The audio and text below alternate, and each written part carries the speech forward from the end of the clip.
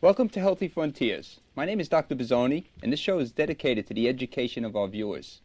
The topic for tonight is the life of a New York Yankees beat reporter. My special guest is Sweeny Murti. Sweeny's been a Yankee reporter since 2001. He's been with the Fan, WFAN, since 1993. He's done numerous TV appearances. He's been on SNY, certainly the S Station, Channel 4, Channel 2, and so many more. He's a 1992 graduate of Penn State. He has a BA in Communications. I'd like to welcome Sweeny to the show. Doc, thanks for having me. It's my pleasure, Sweeny. Sweeny, I'm going to talk to you. You're a New York guy. You're all around. Let's first start out. We're going to try and teach some of the kids out there, if they wanted to be a reporter, what they might expect. Okay, so what led you to reporting, first of all? Well, I've realized at a young age that I wasn't good enough to play professional sports like many of us did. So rather than picking a different career like being in medicine or something else, I decided to find the next best thing. And I enjoyed being on the radio. There was actually a radio station in my high school in Middletown, Pennsylvania. We had a student-run public radio station. I started working there during really junior high school and high school. Started covering sports then, broadcasting games. And just found that I enjoyed it, and that led to me wanting to do that as a career. I get asked a lot, boy, that's a great job. How do you get that? People think you just fall into it. It's like, how did you get your job? You decided at one point that you wanted to go into medicine. You went to school for it. Then you got other proper training for it, and then you went and pursued it. Same thing. I decided I wanted to do it. I went to school for it. Then got practical experience, and then worked my way up. I interned at WFAN while I was still in college. They hired me back after graduation, and I've been there pretty much ever since. That's a great story. That's great. And to be with the Yankees, I mean, just something real special, right? I mean, was that ever going in the back of your mind when you were back in high school, in college, doing the radio station? It's funny. Like, I grew up in Pennsylvania and grew up as a Phillies fan, and I wanted to be on the Phillies broadcast. I came to New York to work, in the biggest media market and work at WFAN. And in the course of working there, obviously, a number of different things open up to you. And at one particular point in time, the Yankee beat job was going to be open. Susan Waldman, who had covered this same job at our station really since the day we started back in '87, all the way up until through the 2000 season, she was stepping down from that role to take a different spot.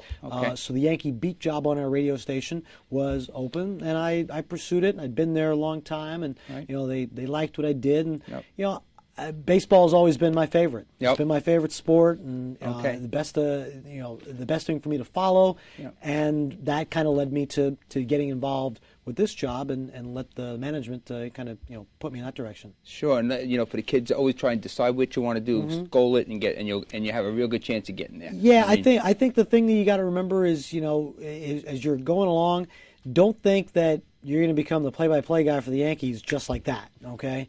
I'm 37, and that still hasn't happened. I'm not a play-by-play guy yet. So there's ways to get where you want to be, and there's other jobs around what you think maybe is your end goal. Even if that's not it, there's other jobs in that area. There's plenty of other things to do. I think the important thing is people who want to work in radio and get started in radio, I tell them, do as many different things as you can right away. If someone says the only job you have is as a news reporter or as a DJ, take that. That'll get you started. I did all that stuff. I was a news reporter. I DJ'd. I was staying up late and playing rock and roll records all night. I mean, it was great. Paying your dues. Yeah, it's experience, and it's just getting on the radio and being comfortable talking to an audience. That's you know how tough that could be sometimes. Sure can be. So that's something that you got to get used to, and you get you don't just fall into this job right away. Your first job isn't going to be covering the New York Yankees. I think that's what people have to realize. Sure, that's great. Great advice for the students out there who are aspiring to do what you're doing. Yeah. Okay. Yeah. Let's talk about day-to-day reporting for you. Okay, some of the ups, some of the downs. I mean, it can't be all roses, right? Yeah. So let's start with that. Talk to me about a day-to-day. You get up in the day. Now we're during the season. Let's talk about during the season first. And what do you do? Well, let's just say, for instance, they're on the road. Okay, I do all the road trips. I take off a few days on homestands. Out of 162 games, I end up covering about 135 games. It's still a good number of games. Yes. I do all the road trips. A typical day on the road, you get up in a strange bed, in a strange room, in a hotel. So do I need to get adjusted? Yeah, exactly. So it's funny because there are times there's probably been twice that I haven't remembered what city I was in when I woke up. Only twice, so of course Yeah, the that's last not too 7 bad. years. No, it's not bad. It's because it was a foreign city to me because it was interleague play. It's a city I hadn't been to. Yes. You wake up in Milwaukee and you don't have any clue what a hotel room looks like in Milwaukee or what you open up the window. That didn't help either. Yeah, right.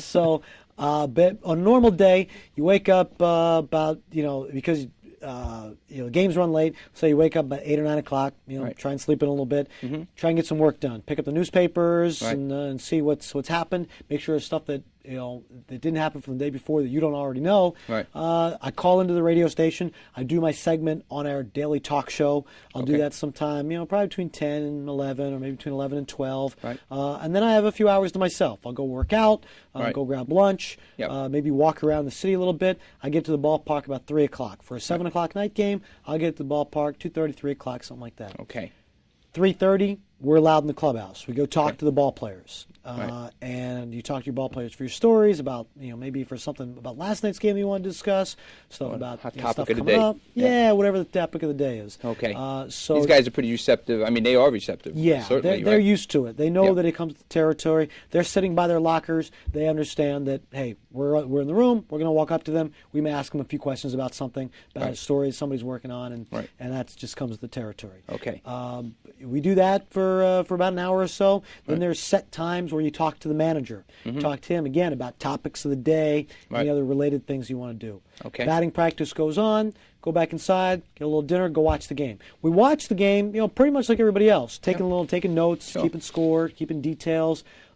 Various times during the year, my job will be to call into the radio station during the games. Depends Okay. really on the format of that particular day, but Yep. I'll call in during games, say, hey, fourth inning, Yankees lead 2-0, so-and-so Right. hit a home run, so-and-so is pitching 4 shutout innings, blah, blah, blah. Okay. So take that, end of the game, go back downstairs, back into the clubhouse, Right. and you talk again to the manager, the relevant players, and you base your game story and all the relevant details off the interviews that you get after the game again. So Okay. full day, Yeah. you basically Long gotta, day. Yeah, long I day. mean- You got to keep in touch with what's going on really from the minute you wake up. Right. Get a little bit of time to yourself, and then you're at the ballpark all day. So Okay. it's a fun job, and that you're around the ballpark. Yes. But there are times when it's a job. A lot of times, a lot of time put in there, Yes. and a lot of downtime. Not really downtime, but the time in between you're on the road. This is a health show, and it's awfully hard to stay on the schedule of health when you're on the road. Yes. So, what do you do to keep yourself in shape? Do you, As I told you, one of the important things every day is trying to get a workout in. Yep. After you get up and get some of your work done, or even sometimes before, if I know I have time, then you get up and get your work done. A couple of years ago, I trained for a marathon, and Right. a lot of that was all during the summer. And I had to go get up on a set schedule to run. Yep. I made sure I'd get up at a certain time every day, go get my run in, so I could come back and then get to work Right. and worry about the other stuff. The other important thing, is eating right, and that's hard. It's not easy on the road. A lot of times, listen, there are many times when I'm eating meals in airports. You Yep. can't be too picky there because there's not a great selection at LaGuardia or anyplace else. Sometimes, depending on the time of day, or early in the morning or late at night if you're flying out somewhere, and Yep. you just really don't have many choices sometimes. Okay. Sometimes you got to eat poorly, Yep. but you got to balance that out. You just just have to when you have the opportunity, go for it. And Absolutely. eat as well as you can. You really got you can't afford to miss meals because I've gotten sick missing meals. Sure. Your defense system gets down just a little bit, and, Right down. and bam, Boom. you get socked with something. So Yep. I think you got to be careful with stuff. People always make fun of me because I'm a thin guy. I can eat whatever I want, but Yeah. the You point watch is, it, right? point is, You watch it. I'm a thin guy because I'm not eating everything I course. want. You got Yep. chicken, fish, Yep. pastas, and It's burger. easy to fall into Yeah. eating a bad diet. Burger occasionally, pizza, whatever. I'm trapped to that as much as anybody else is. But having but finished the marathon, we know you're trained. We know you can put your mind I there. know and I can do it. You can do it. Once I accomplish it, once I set my mind to something, I can accomplish it. That's great. But it's a matter of just keeping your head about you as far as what you're eating and just not getting too careless with that. That's great. Sweeny, talk to me about, let's tell the audience your most memorable experience as a reporter. Yeah. If you have one, I'm sure you've got a ton. Maybe you can just touch on a few. There are if you're lucky enough, if you cover sports long enough, you get a couple of wonderful moments that, maybe you got to cover, Jack Nicklaus and the Masters in '86. Maybe you got to cover, a great Super Bowl or something like that, the Final Four. Covering baseball the last 7 years, the one moment that I'll say, and it's actually two moments, but I kind of tie them together, that I feel lucky enough to have witnessed is Game 7, Yankees-Red Sox, 2 years in a row.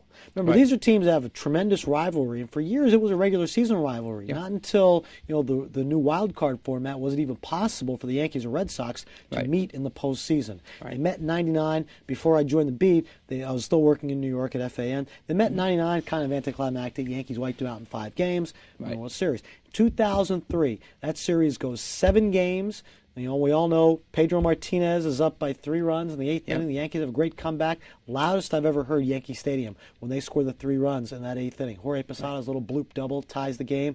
Loudest I can tell you I've ever heard Yankee Stadium. Is that right? You go from that to Aaron Boone's home run that wins that Game 7. Yeah, now, I was at that game. There you go. I was tremendous game, right? Unbelievable. Loudest I've ever heard that stadium. Now you fast forward a year later, we're right back in the same spot.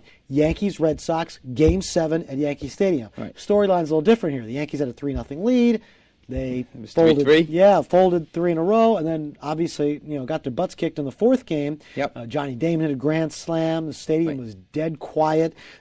Complete contrast. A year earlier, I'm telling you, that's the loudest I've ever heard the stadium. And then pin drop when the Red Sox are finishing off this impossible down 3-0 comeback in Game 7 at Yankee Stadium. But just the idea that you could take these two teams, put them in the postseason, put them in a Game 7 situation 2 years in a row, and what the extreme emotions of both of those games, the high on one side for the Yankees and the high on the other side for the Red Sox, getting to witness that from both sides as an impartial reporter, not as a Yankee fan, getting to witness both sides, I thought that was really one of the greatest things I've ever gotten to see. That's great. That was a great moment. But if you would talk about the upcoming season a little bit. You comfortable doing that right now? Let's talk about it. All right. First of all, let's talk about some of the pitching, and we're talking Yankees, so let's talk about pitching. Let's talk about some of your views on that. How do you think the team at this moment fares in comparison to last year? I think depending on when somebody's watching this, and depending on where Johan Santana lands between when we're talking and when somebody's watching this, that's going to make a big difference in the shift of balance if he ends up going anywhere at all. Right now. The way the Yankees are presently constituted, when Santana's still a twin and the Red Sox are who they are and the Yankees are who they are, having gotten Andy Pettitte officially back, I still think the Yankees are behind Boston. I still think they're playing for the wild card. Detroit's made improvements. We know Cleveland's a good team. We know the Angels are a good team. And we know the Red Sox, based on pitching, that they're better than the Yankees. They proved that last season. And they're obviously the defending world champs. This is a new position really for the Red Sox. They won the World Series a few years ago, but they had gotten into the playoffs as a wild card, and the Yankees could still look at themselves and say, over the course of a 6-month season, we were still better. We were still the division champions. Now you look at it, the Red Sox are the division champions. The Red Sox are the world champions. Red Sox are on top, and I haven't seen enough improvement really. Really, the Yankees haven't changed very much.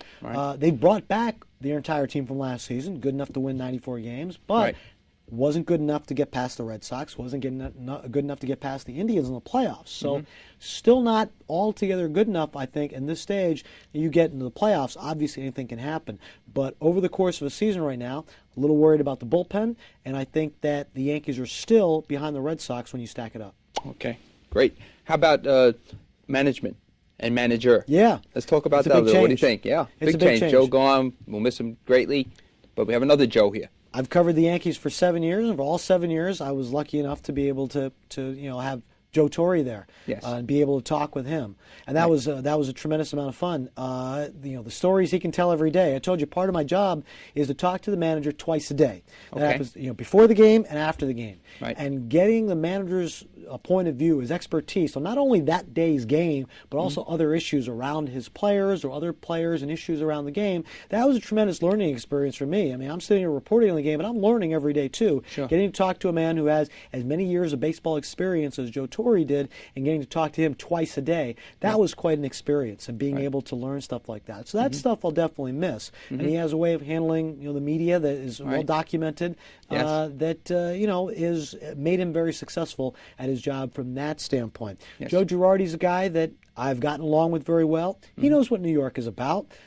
He played here. How many years coached was he here? He came here in '96, played here for 4 seasons, and came back as a coach for 1 year, was a broadcaster for a couple of years. He has an idea. Successful as a manager in Florida, but not successful on a Yankee scale. I mean, successful winning 78 games. He won 78 games here. They're going to string him up by the flagpole in center field. So there are obviously higher standards here. He knows that. I think he's learned from some of the mistakes he made in Florida that cost him his job after just 1 season down there. And we'll see. He's obviously a smart baseball man. He's got a talented team. We'll see how far he goes. Where the pieces fall. How about Jabba Chamberlain? Yeah. Talk to me about him. Is he definitely starting, or is it? Plan is to have him start, and there are a lot of fans who say, he was so great at that role in relief, and it's a role the Yankees had a hard time filling for years and years. Why abandon it now? Why put him back as a starter when he's so good at this? Well, there are several factors. First of all, he was a starter coming up. He's conditioned as a starter. He's good as a starter. He's potentially great as a starter. A 4-pitch pitcher who has a chance to be a number 1 or a number 2 starter. Hasn't shown his 4 pitches, if I could interrupt you, right? No, he's only shown his 2 pitches. Because he's only pitching an inning or 2 at a time. He doesn't really need to go into his full arsenal. But he does have a curveball that you saw just a couple of times last season, and he has a changeup, which is improving and is a very effective pitch for any starting pitcher, especially when you're talking about a guy that throws as hard as he does. Changeup can be an effective weapon. He harnesses all 4 of those pitches. He has a chance to be a 1 or a 2 starter, which is exactly what the Yankees are missing, which is what every other team is hoping to do. If you ask any team in baseball, would you rather try and find a number 1 starter or a 7th or 8th inning guy? They'd rather have a number 1 starter. So when you got the potential there, you go to it. The other factor is Jabba Chamberlain. Remember, we had the Jabba rules. Really. He wasn't really allowed to be. Where'd they come from? Well, they were from the organization. They wanted to make sure they protected his arm. I mean, he was 21 years old coming up and had been just not even a full season of professional baseball under his belt. They wanted to make sure that he didn't go out there 2-3 days in a row. Very smart. And wanted to make sure he didn't ruin his arm in August and September of the season trying to get the Yankees into the playoffs.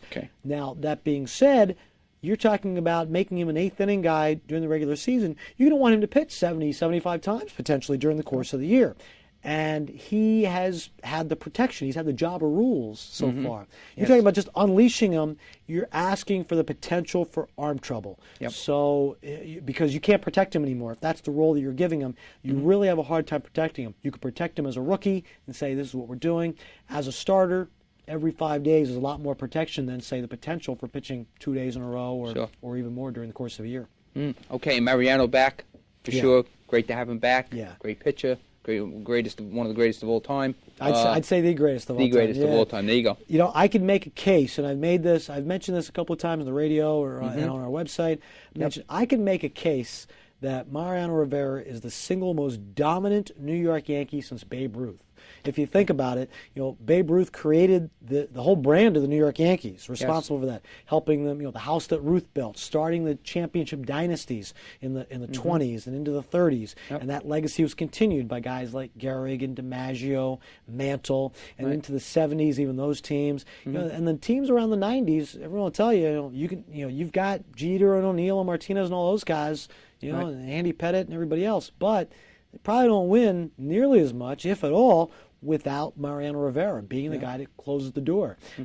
And what he did was he was the guy that made the Yankees unbeatable in those late 90s years. He's the guy that, came in and closed the door, as I said, the guy who made sure that they were this invincible team. He turned the Yankees into, the billion-dollar industry, turning them into something more than what they already were. They were already the gold standard in sports. He took them to another level, and I think that's what puts him on a par, in my mind, with what Babe Ruth did to the Yankees back then. And he's back now. Who knows when he's going to, fall off that cliff like some closers do. Yeah. Maybe never. Let's hope never, yeah, right? I mean, it goes out gracefully. He's already taken a little bit of a step back, Yep. but it's only a little bit, and Yep. he's still better than just about everybody else out there, and that's why you got to bring him back. Sure, I'd love to have him on the mound. I mean, who Yeah. would I want as a closer at this Exactly. point? I'd want him. right? Exactly. How about Alex Rodriguez? Yeah. What do you think? Well, he got 10 more years, right? Uh-huh. If everything goes right, you're going to see him break some of the biggest records in the history of the sport, including the home run record. And he's. It's interesting. He said that he kind of screwed up the whole strategy. I guess that he was a little misled a little bit by Scott Boras and the way the strategy went to opt out. But in the end, he took control of his own situation, decided this is where he wants to be. Right. The Yankees needed him. If you go back. I'll make it's kind of a roundabout point, but if you go, all those great Yankee teams had the slugger. They had Babe Ruth, they had Gehrig, they had DiMaggio, they had Mantle. Teams in the late '90s didn't, but again, they had something that teams of past eras didn't. They had Mariano Rivera, who, as I equate, to Babe Ruth, I'll tell you, he is just as important as a 40 home run hitter. Being the guy who can save 40 games a year and do it in the fashion that he does it, being as dominant as he does, not like some of the other guys who rack up saves and they got 5 ERAs. But I can tell you that the Yankees have always had, for the most part, a slugger to build their lineups around. He is that, and they definitely need him. Going in a new ballpark, he'll be a central figure. Oh, that's great. How about, I have to ask you this question. My son keeps asking me about Don Mattingly. He always makes for him going into the Hall of Fame. Yeah. And, there's pluses and minuses. What's your thought on that? I don't think he's ever going to get there. Okay. And I think there's as much as I love Don Mattingly, I think the case against him is probably pretty clear. He had 5-6 of the best years you could ever ask for, and then 5-6 years of not terrific baseball. It wasn't a gold standard Hall of Fame caliber years. Half of his career was decided on that standard. Right. And I think he suffers from being the anti-Sandy Koufax. Sandy Koufax had 5 or 6 average years, and then he had 6 of the best years in the history of the game before suddenly retiring at the drop of that because of an injury at the top of his game. Yes. Mattingly suffered through several subpar years, before finally conceding to the injuries, the back injuries, things like that, and then not playing after that. So I think he's the anti-Koufax in that regard, and that hurts him as much as anything else. A lot of people bring up Kirby Puckett. Their numbers are very similar, but again, Puckett went down quickly because of an injury that he decided can't play anymore. He was also a central figure, key figure on 2 world championship teams. That puts him a step above Don Mattingly. Okay, that's great information. Just before we close here, talking about some of the news yesterday, if you want to just touch on that. I know that this is part of your job, and maybe you could just give us your thoughts on it. There's a couple of disturbing parts to it. One, Yankee fans have tried to cling to this, to their team's image, and the one thing that you look at on this list, 9 members of the 2000 World Series champions, the last Yankee World Championship team, 9 people on that team were listed in this report. Now, some of them were listed to have purchased their substances. About the Mitchell report yesterday. The Mitchell report comes out. Some of them were alleged to have purchased their substances or made contact with the people in this after 2000, so not necessarily during the season, but the fact is, bottom line is, you can link 9 people in the Mitchell report to the 2000 Yankees. That's not good news. The other side of this is that Brian McNamee is a very central figure in this, and his connection to both Roger Clemens and Andy Pettitte. The fact that he was employed by the New York Yankees. He's not some clubhouse kid. He's not some local pusher at the local gym. He is a trained and certified member of the athletic training staff of a Major League Baseball team. 2, in fact. First with the Toronto Blue Jays, and then later coming over, after Roger Clemens did, to the New York Yankees. That's a little troubling, too, and I'm sure that is for the organization. They'll have to, at some point, address that. Okay, that's great. And Susan Wallman, you took her place. Yeah. We want to congratulate her first on the show. I'd love to do that for Susan because she's in the Hall of Fame right now herself. Yeah. And that's a great feat. So I like to think that the Pittsburgh Steelers had 2 coaches over the course of almost 40 years. They had Chuck Noll, then they had Bill Cowher. Chuck Noll won 4 Super Bowls, was in the Hall of Fame. Susan was here when they won 4 World Series, in the Hall of Fame. I like to think that I'm Bill Cowher. My time is coming. It's coming. It took him some time, but he finally got there. I like to think my time is coming. Your time is definitely coming. Anybody ever mentioned your name to has always got great things to say. They love listening to you on the fan, and I hope everybody continues to do that. I want to thank Sweeny for being on the show tonight. It's been a great pleasure for me. So I hope you tune in for the next show. And if you have any questions for Sweeny, he'd be gracious enough to answer them. Just send them on to my website, which you'll see at the end of the show, and I'll shoot them off to Sweeny, and he'll give us some answers. So I appreciate it, and have a great night. Sweeny, thanks so much. Appreciate it. It was wonderful.